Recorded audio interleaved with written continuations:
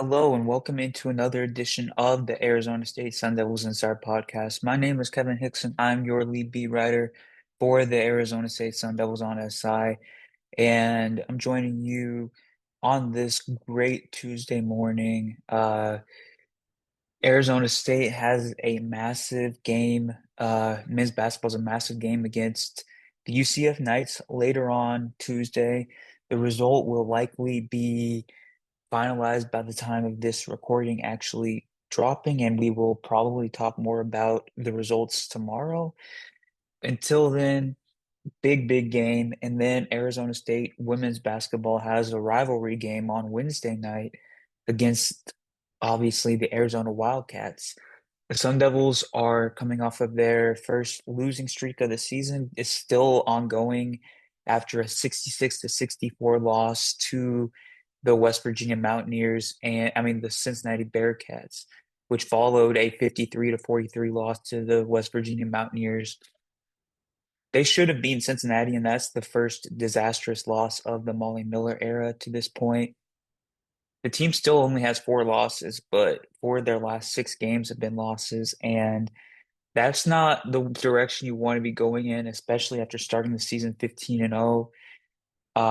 We will keep an eye on that situation and see how things develop over the next several weeks.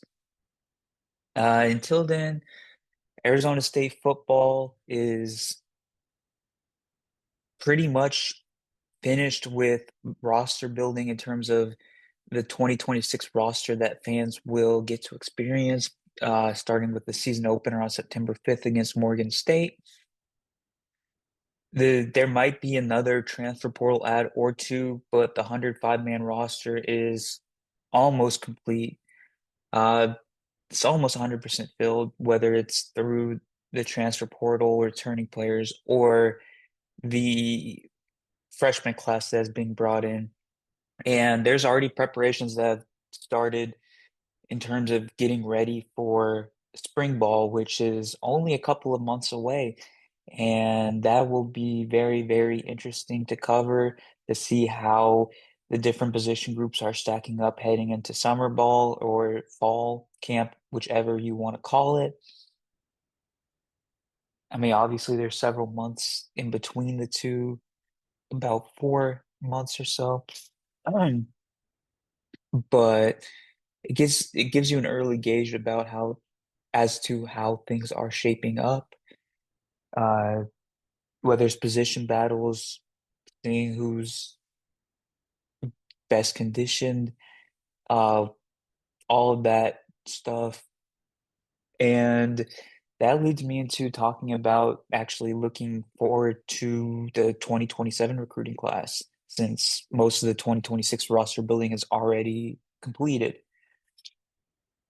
So there have been three big tidbits of information from the recruiting sphere that have come out in the last day or so. Uh, Possibly the most significant of which is that four-star receiver Zarek Sidney, a local product from Desert Edge High School in Goodyear, I believe according to 24/7 Composite, he's a top 350 player nationally. Like I said, four-star according to most recruiting services. He is making his high decision as to where he will begin his college career at on Thursday morning. The three options that remain are Arizona State, Washington, Oklahoma. If you haven't been paying attention to recruiting into the future, head coach Kenny Dillingham has made it a big emphasis to keep players that are local prodigies in place in the state, specifically with ASU. And that has included efforts that are considered outside the box, I'd say, including giving out golden tickets to six different uh, local athletes that it was a way of saying you're our top priority, and Sydney was one of them. And it looks like Arizona State's in a great position to land him. I think that's really a major pro of having Hines Ward as your wide receivers coach.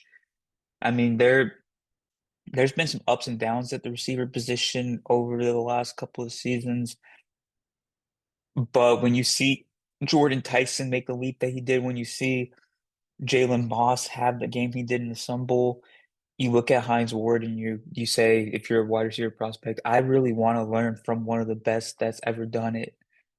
I want to learn from the player that everybody said, along with Larry Fitzgerald, was the quintessential player in terms of knowing how to play the position to a T. And I think that has potential to keep springballing into even bigger opportunities, including Quentin Burrell, uh, another class of 2027 receiver from Mount Carmel High School, originally from Chicago, the number 50 player nationally, according to 24/7 composite rankings.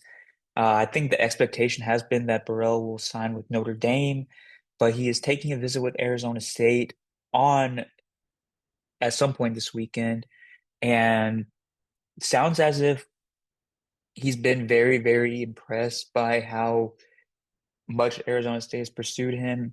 Again, having Hines Ward and Kenny Dillingham and Marcus Arroyo certainly can't hurt their efforts.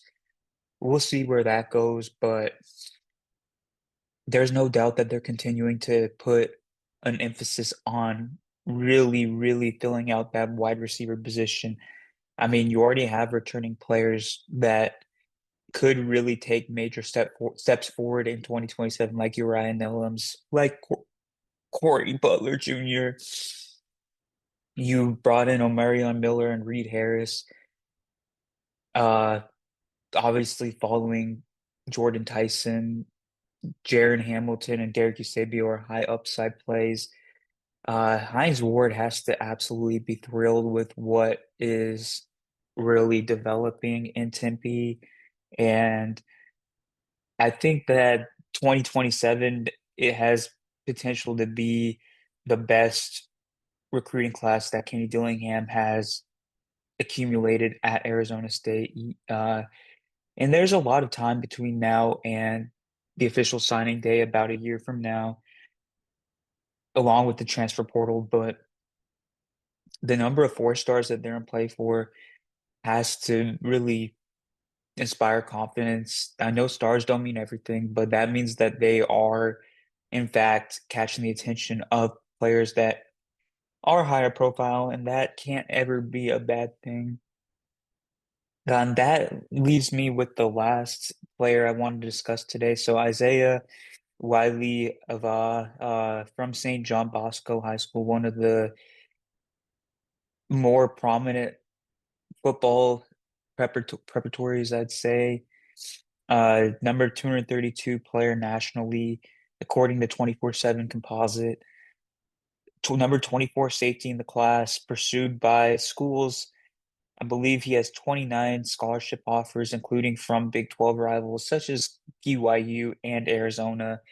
SEC schools like Georgia, Tennessee, Texas, Big Ten schools, Ohio State, Oregon, Penn State, Michigan, Miami, Florida.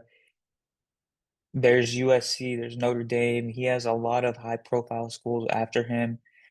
Uh, but I believe the focus for his services right now appear to be between Arizona State and Washington. We'll see how that really transpires over the next several months.